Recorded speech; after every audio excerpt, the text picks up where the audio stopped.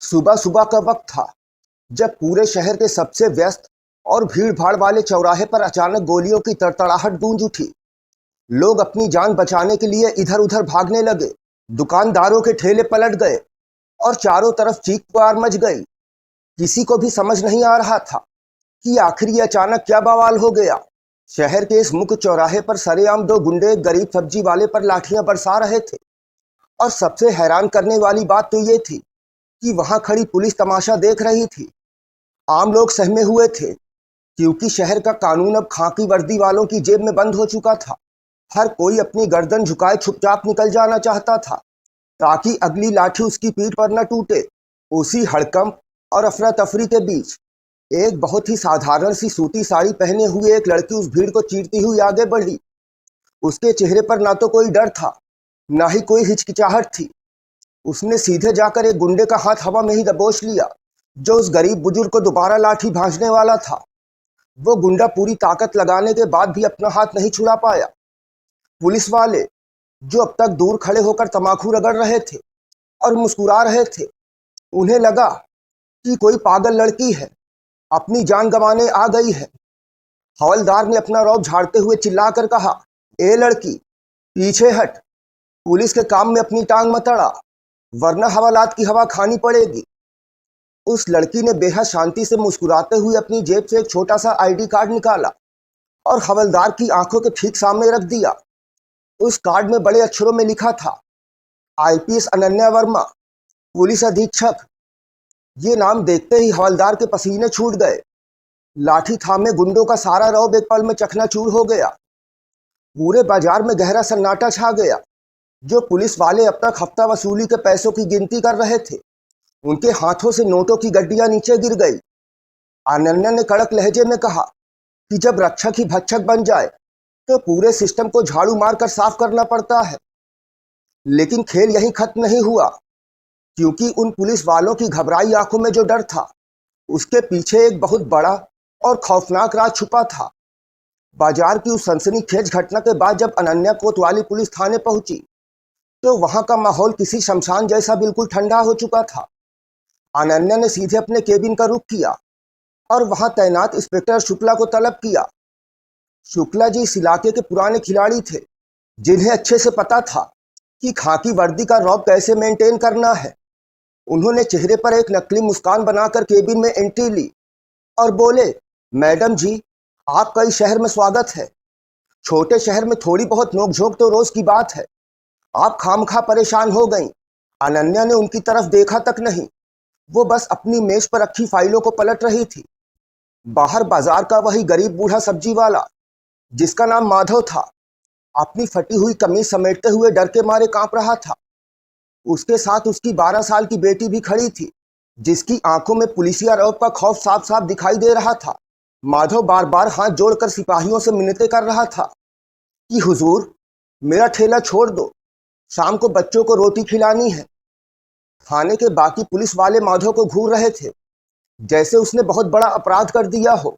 अनन्या ने खिड़की से सब देखा और शुक्ला जी से सीधे सवाल किया, इस थाने में गरीबों की फरियाद सुनी जाती है या सिर्फ उनकी जेब खाली की जाती है? शुक्ला जी का चेहरा सुनकर एकदम सफेद पड़ गया। उन्होंने बात संभालने की कोशिश करते हुए कहा कि मैडम, कानून का थोड़ा डर बनाए रखना पड़ता है, वरना ये छोटे लोग सिर पर चढ़ जाते हैं।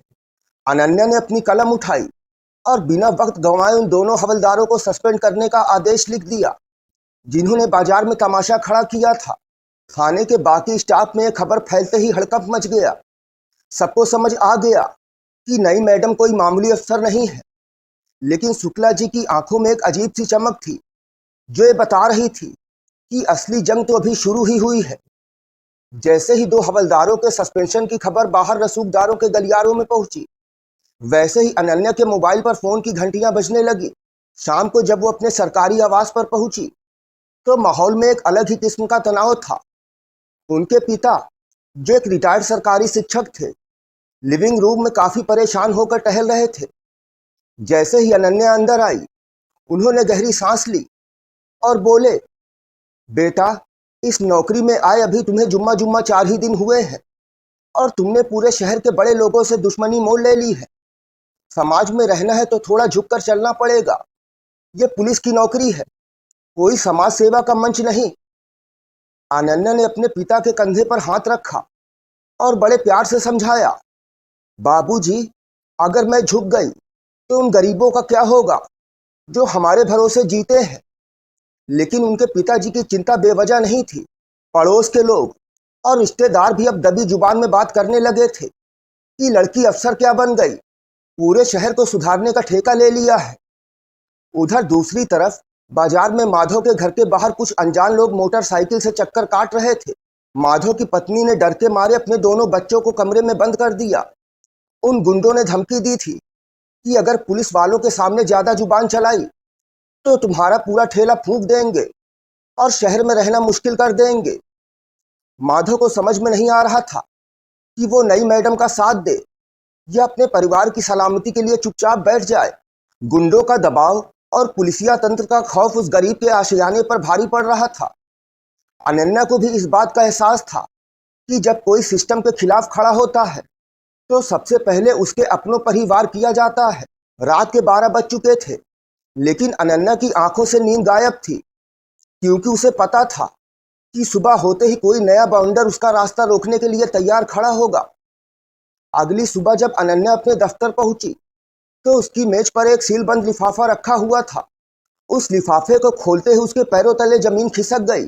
उसमें एक पुरानी डायरी के कुछ पन्ने थे जिसमें पिछले 3 सालों का पूरा कच्चा चिट्ठा दर्ज था। ये कोई मामूली डायरी नहीं थी, बल्कि पूरे शहर से होने वाली अवैध वसूली और हफ्ता कलेक्ट करने का पूरा हिसाब था। सबसे चौंकाने वाली बात तो ये थी कि उस डायरी में हर महीने लाखों रुपए के आगे जिस शख्स के साइन थे वो कोई और नहीं बल्कि खुद जिले के एडिशनल एसपी बलदेव सिंह थे। अनन्या को अब समझ में आ गया कि ये बीमारी सिर्फ नीचे हवलदारों तक सीमित नहीं थी, बल्कि इसकी जड़ें तो ऊपर पुलिस मुख्यालय के सबसे ऊंचे कमरों तक फैली हुई थी। जो इंस्पेक्टर शुक्ला कल तक कानून का पाठ पढ़ा रहे थे, उनका नाम भी उस काली कमाई के हिस्सेदारों में साफ साफ लिखा हुआ था। ये एक ऐसा तगड़ा खुलासा था जो अगर बाहर आता तो पूरे महकमे की साख मिट्टी में मिल जाती।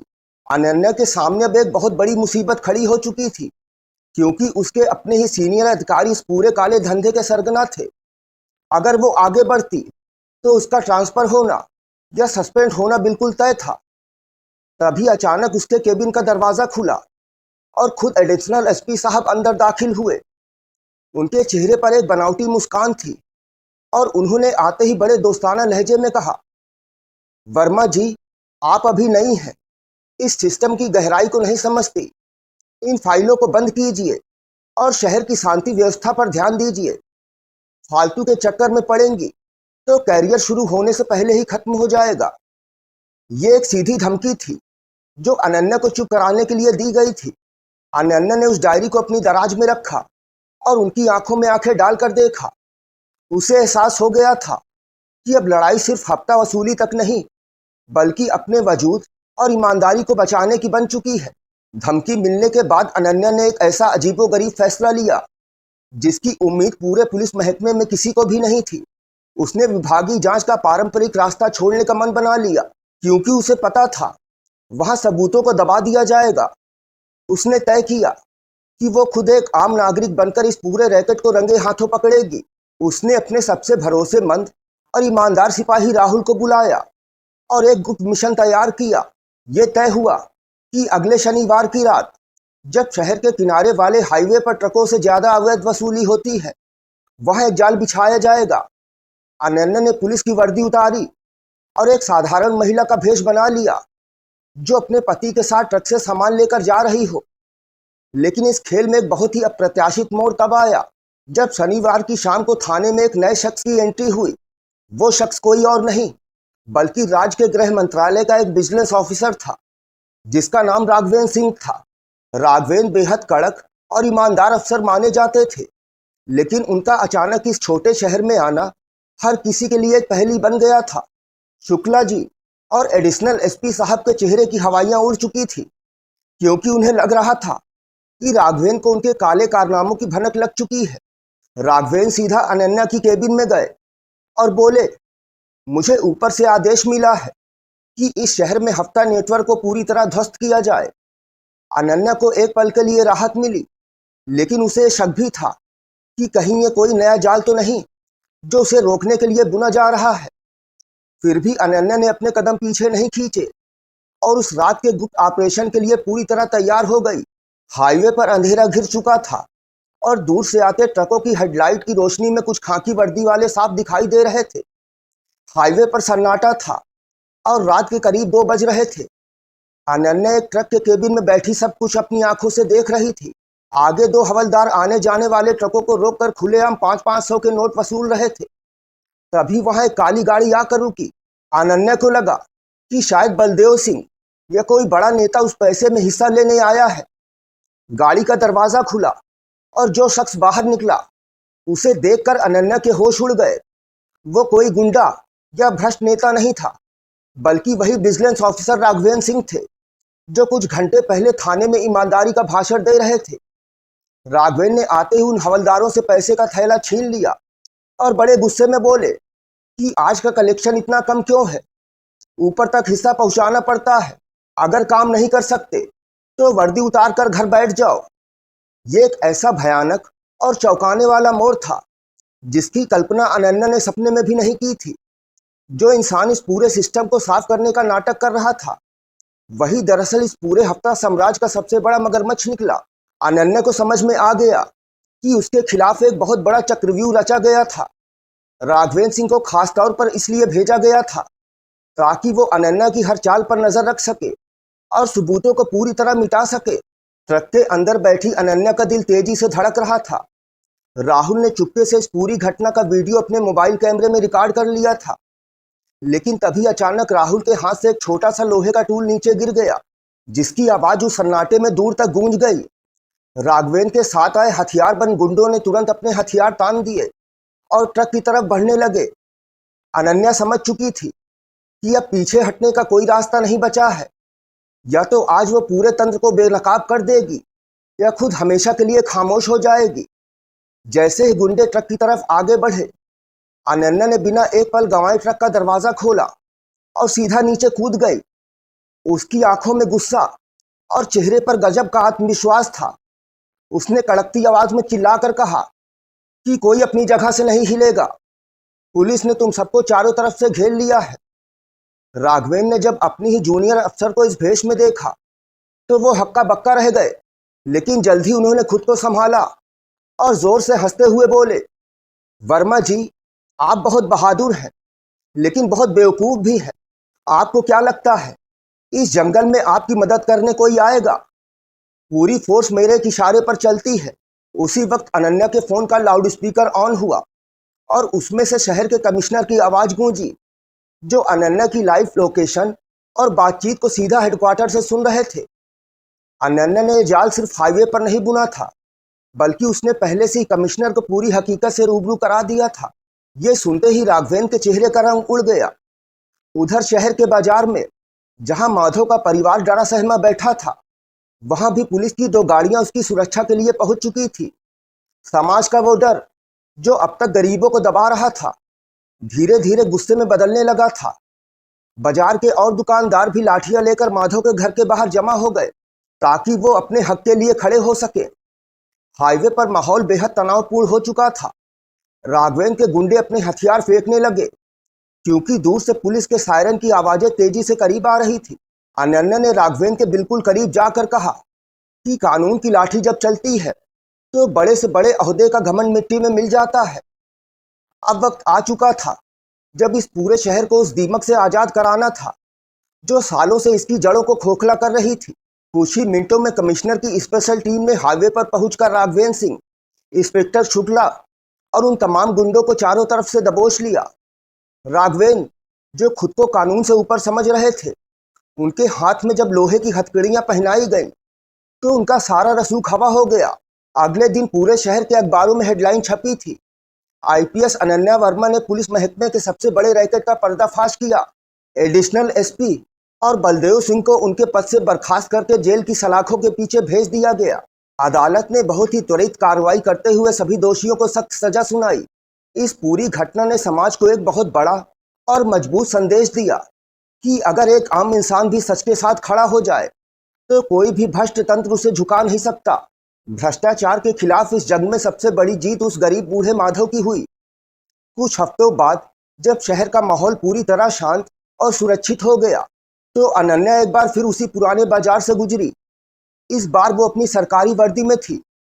माधव अपने ठेले पर सब्जियां बेच रहा था और उसके चेहरे पर अब किसी गुंडे या हवलदार का कोई खौफ नहीं था। जैसे उसने अनन्या की गाड़ी को देखा, उसने दूर से ही दोनों हाथ जोड़कर मुस्कुराते हुए सलाम किया। बाजार के बाकी दुकानदारों ने भी तालियां बजाकर इस जाबाज अफसर का स्वागत किया। अनन्या ने गाड़ी रुकवाई, माधव की छोटी बेटी को प्यार से एक चॉकलेट दी और कहा, मेहनत की कमाई पर सिर्फ तुम्हारा हक है, किसी और का नहीं है। शहर में एक नई सुबह की शुरुआत हो चुकी थी, जहां खाकी वर्दी अब डर का नहीं बल्कि सुरक्षा और भरोसे का असली नाम बन चुकी थी। आपकी इस वीडियो के बारे में क्या राय है? कमेंट बॉक्स में जरूर लिखें। वीडियो देखने के लिए आपका धन्यवाद।